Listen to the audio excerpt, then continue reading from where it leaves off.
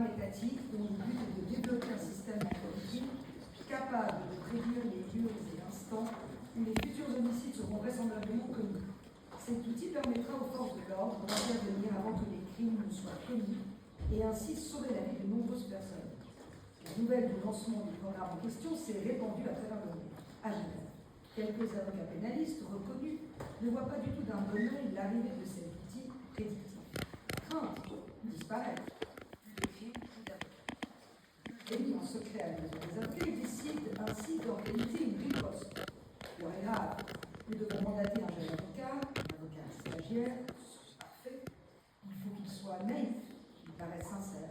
On lui parlera des droits fondamentaux, de la CEDH, des risques d'erreurs judiciaires, et on ne lui dira rien de nos véritables intentions. On lui demandera de plaider notre cause, partout, tout le temps, et en particulier à chaque fois qu'un micro sera tendu. Vous l'avez compris, c'est vous que les pénalistes ont finalement mandaté. Vous avez 10 minutes pour convaincre. Vous avez la parole. Mesdames et messieurs, genevoises, confédérés et tous ceux qui nous écoutent, l'heure est, paraît-il, à la démesure. Depuis quelques jours, un projet venu d'outre-Manche déchaîne les passions et agite les esprits de toute la République. Pour pallier, sans doute, le burn-out de Sherlock Holmes, Londres a pris une décision radicale: abolir le crime en le prédisant. Son nom, l'Homicide Prediction Project. Une prouesse, nous dit-on, signée par de brillants ingénieurs du bien commun, dont l'algorithme habile prédit et le lieu, et l'heure, et l'auteur du crime. Hier, la presse genevoise s'enflammait, on pouvait lire dans tout Genève. Le crime n'a plus d'avenir quand la science sauve l'humanité. Rien de moins, nous disait-on, que le meilleur des mondes. Hier encore, porté par des idéaux de rédemption, de justice vivante, libre, passionnée, il semblerait qu'aujourd'hui se profile à l'horizon une tendance nouvelle, une solution artificielle froidement séduisante, un vieux fantasme de science-fiction qui promet perfection et contrôle. Le rêve glacé de la paix technocratique menace de remplacer l'espérance humaine et la foi en l'homme. Le danger, mesdames et messieurs, frappe à nos portes. L'heure est grave. Et moi, avocate stagiaire, dans une toge d'occasion manifestement trop grande pour moi, je suis chargée d'un combat immense. Défendre l'homme. L'homme que l'on voudrait aujourd'hui sacrifier d'un élan sur l'autel des certitudes numériques. Heureuse, ô combien heureuse, de pouvoir encore parler librement, sans qu'un algorithme n'ait prédit et condamné mes propos. Et puisque la mode est à la prophétie, laissez-moi me prêter au jeu et vous raconter une histoire. Alors tous à vos boules de cristal, car l'histoire va commencer. Mesdames et messieurs, bienvenue en 2027. La Confédération inaugure Predicta, l'algorithme deuxième génération développé par le BFM et qui, nous dit-on, ne souffre d'aucune défaillance. C'est l'intelligence artificielle censée mettre fin au crime dans toute la Suisse. Désormais, Predicta seul sera capable de déchiffrer les hommes. Pas de risque de partialité, il incarne la raison, l'objectivité, somme toute, le progrès.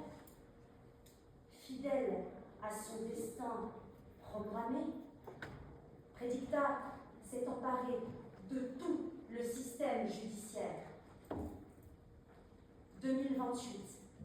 Une année plus tard, dans la cité de Calvin, le cœur battant de la justice genevoise s'est tu.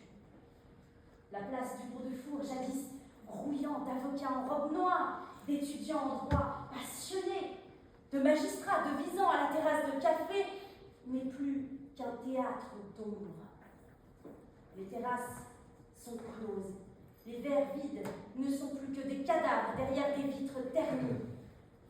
Les débats enjoués ont cédé leur place au silence feutré des tablettes tactiles. Là où l'on refaisait le procès du siècle autour d'un expresso ou d'un verre un peu trop bien rempli, il ne reste plus que des chaises balayées par le vent. Plus de clémence pour les faibles. Le palais de justice n'en est désormais plus qu'un vestige. Ces murs ne portent plus la voix des plaideurs, mais l'écho froid des serveurs informatiques. Les juges ont disparu, remplacés par des télécrans orwelliens. Et les avocats pénalistes, eux, ne plaident désormais plus que pour leur droit au chômage. Prédicta a tout avalé. Fini les droits fondamentaux, fini la CEDH. Mais bonjour le progrès. Bonjour les erreurs judiciaires. Prédicta crédit, Prédicta condamne, Prédicta a toujours raison. Le fonctionnement de Prédicta est simple, ou trop simple. Imaginez une main humaine qui code machinalement, qui tape, qui clique, qui aligne des chiffres. Cette main n'est pas celle d'un juriste, non. Elle n'a jamais ouvert ni Beccaria, ni Camus, ni Montaigne, et n'a certainement jamais croisé Platon.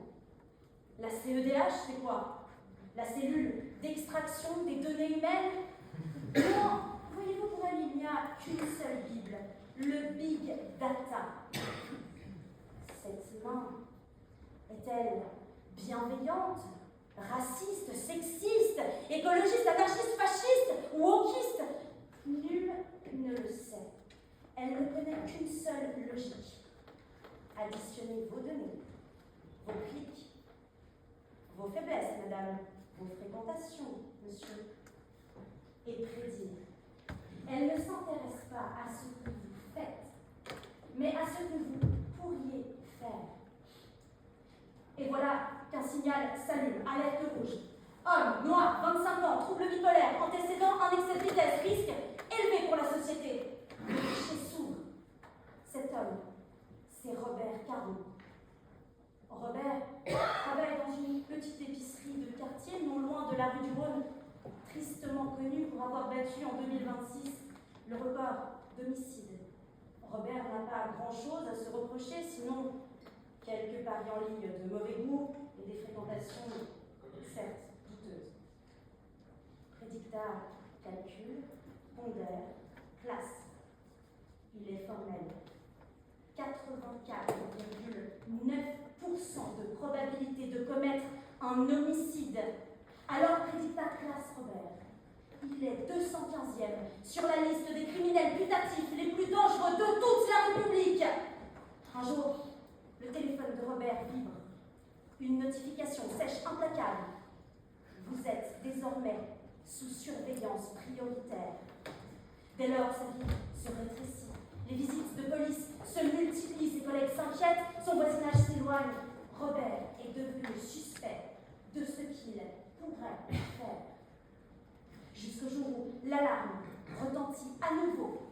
Prédicta a scanné son historique. 14,89% de ses recherches Google révèlent un penchant criminel pour les bières artisanales. Du haut de la désormais triste place du Haut-de-Four, on entend un cri strident, le cri de Robert qui hurle son innocence dans un silence assourdissant, réclamant, dans un dernier espoir, un avocat. Mais personne ne vient. Robert est seul face à son destin. Il n'a aucune chance. Prédicta a toujours raison. Par chance, une bande d'irréductibles avocats pénalistes, fiers descendants de Descartes, résiste encore et toujours à l'envahisseur. Leur combat, préserver l'intelligence humaine. Leur arme, le doute perpétuel. Leur cible est féroce, mais eux ne sont pas naïfs. En un éclair, prédicta s'abat sur toute la République. Et ne vous méprenez pas, il est affamé. Il engloutit d'une traite les 3 pouvoirs de l'État, exécutif, législatif, judiciaire, tout y passe. Rassasié, il se transforme alors en une hydre à 3 têtes superpuissantes et des griffes de prédicta vont sombrer dans les enfers de prédictateurs. En un souffle, la démocratie disparaît. En un souffle, vous perdez toutes vos garanties. Vous n'aurez pas seulement perdu votre liberté, mais vous aurez bien gagné votre servitude. Une erreur, une seule, et vous voilà livré à la brutalité de l'instant. Une erreur seulement. Et voilà que l'urgence d'un verdict automatisé supplante l'attente, jadis féconde, du procès. Même Meursault serait intensément ému de ne pas pouvoir témoigner de sa propre indifférence. C'est dire. La présomption d'innocence cède sa place à la présomption de culpabilité programmée. Le juge cède son siège aux préjugés. Votre destin est suspendu au câble d'un ordinateur qui peut vous ôter la vie aussi efficacement que la corde de la pendaison. Et c'est là, cher auditoire, que la révolte de nos avocats pénalistes prend tout son sens. Car le procès, mesdames et messieurs, est une scène profondément humaine où l'on interroge la part la plus obscure de l'homme. Il ne s'agit pas seulement de dire « le crime a été commis ». Toute la difficulté, toute la subtilité, c'est de comprendre ce qui, dans ce crime, est humain. Et souvenez-vous, l'avortement aurait pu rester un crime. Et je rappelle à vos mémoires vives le procès de Bobigny, qui fit trembler la loi, qui l'arracha à la cécité des codes. Sans l'avocate, sans la parole, la loi ne vit pas, elle stagne morte, l'être figé. Ce n'est que dans le procès, au feu des faits, à l'épreuve des plaidoiries, que la loi prend corps et qu'elle évolue. Et nos avocats, pénalistes, criminels, au regard de la machine mais résistants pour l'humanité, pensent, doutent, luttent, résistent. Ainsi, ils déjouent les lois de la machine. Voilà pourquoi, mesdames et messieurs, tant qu'il y aura du crime, il y aura des hommes. Le crime est humain, l'erreur est humaine. Et qu'est-ce que le bien sans le mal? Qui dit le bien?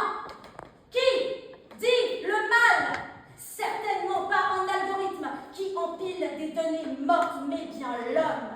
Dans l'instant d'un procès, dans la chair d'un débat, dans l'éloquence d'un mot. Mesdames et messieurs, sans procès, on bascule dans la fatalité. Un monde sans crime, je le conçois, est certes séduisant, mais un monde sans justice, c'est là le seul crime que nous ne devons jamais permettre. Robert, c'est vous! C'est cet humanisme qui vous habite, c'est ce cri du cœur que prédicta assassine. Et voilà que le signal s'allume. Alerte rouge. Enfant, vous avez volé un sugus, futur voleur, condamné. Vous avez acheté une bière après le travail, vous êtes alcoolique, futur violeur, condamné. Votre fils s'est mutilé dans l'adolescence, il manie l'art de la lame, futur meurtrier, condamné. Vous êtes tous condamnés.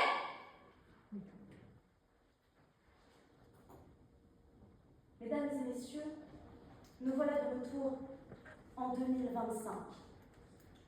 Robert est encore libre et le choix vous appartient.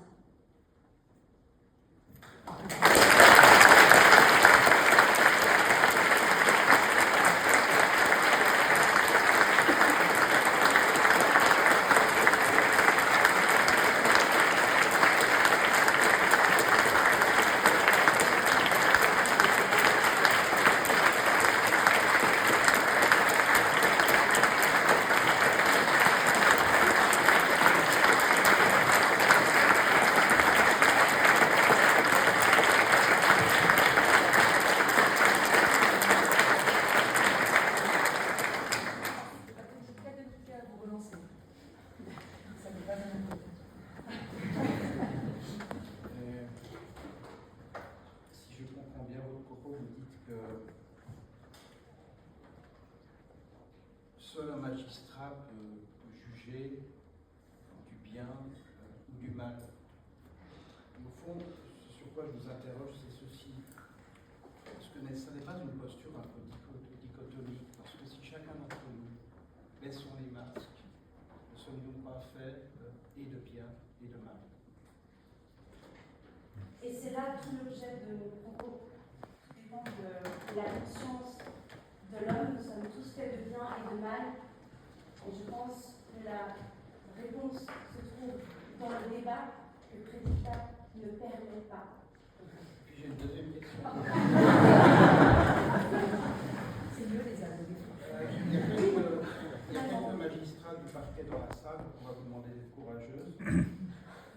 Pourquoi vous dites que Prédicta c'est pour demain? Soyez réaliste. Heureusement que je raconte une dystopie. Et que je vous défends d'ailleurs, donc je suis